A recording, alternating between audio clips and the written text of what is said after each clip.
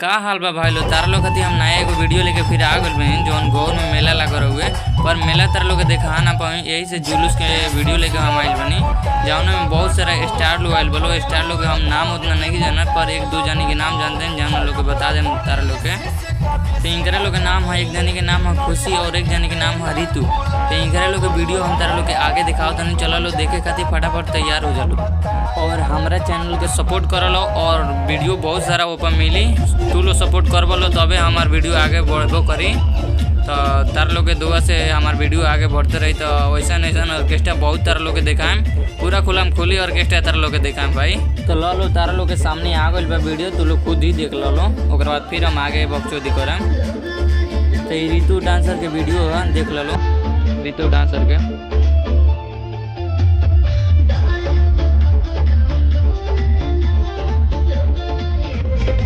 तो एक बाद से बात खुशी और उनका बहन के डांस तो खुद ही देख लो तू लो हम तले स्टॉप रहे तो इनमें बहुत रोमांटिक वाला डांस होके वाला बा तुम लो देख लो।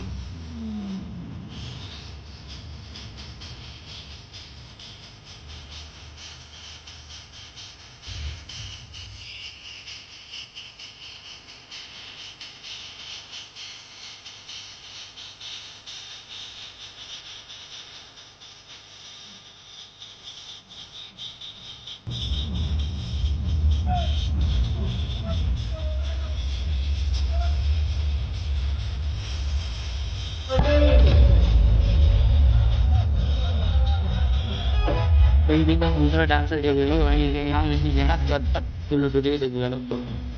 बहुत अच्छा वाला डांस कर रही इनका डांस देखे खातिर बहुत दूर दूर से लोग आवेला।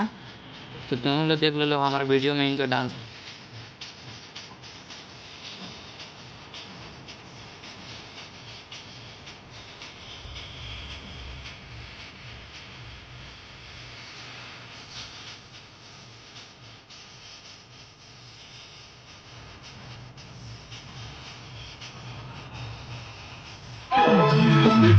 नया डांसर है भाई चला राजा भैया में यही गाना कोई डांस करते रही इनका डांस बहुत खतरनाक वाला होने वाला बात देख लो।